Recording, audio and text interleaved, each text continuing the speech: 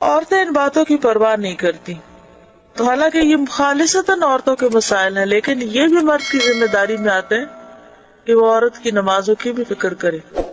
اتنی فکر مردوں کو معلوم ہونی چاہیے، اور وہ پوچھیں بھی کہ کیا ہو رہا ہے.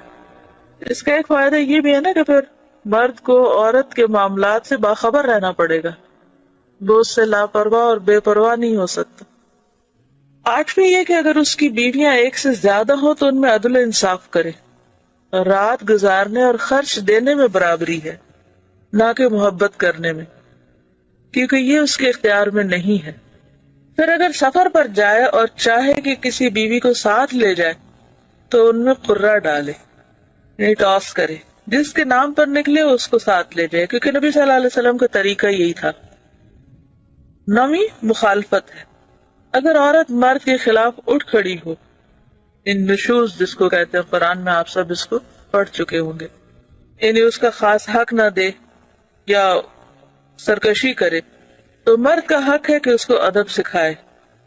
یعنی جائز بات میں بھی مرد کی بات سنے ہی نہ، مانے ہی نہ، اس کا حق نہ دے، تو پھر شوہر ہی کو اللہ نے ذمہ دیا ہے کہ وہ بیوی کو سمجھائے، اسے طاقت سے اطاعت پر آمادہ کرے.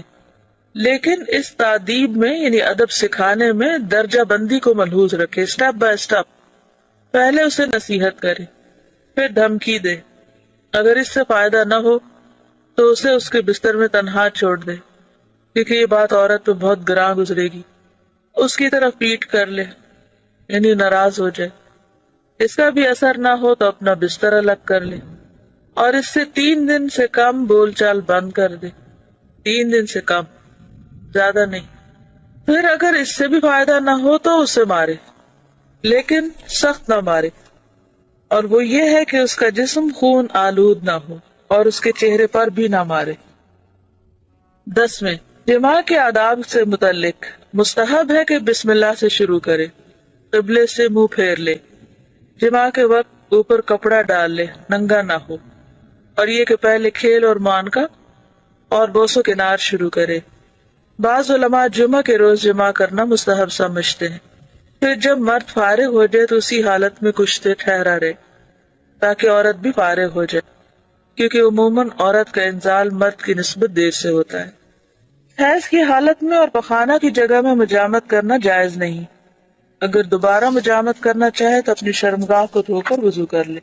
جنابت کی حالت میں بال نہ منڈائے، ناخن نہ کٹائے، اور خون نہ نکلوائے، یعنی وہ جو پچنے لگواتے ہیں نا. عزل کرنا انزال کے وقت اپنی شرمگاہ کو باہر نکال کر منی گرا دینا جائز لیکن مکروہ ہے. 11ویں ولادت کے آداب ہیں، اور وہ 6 ہیں.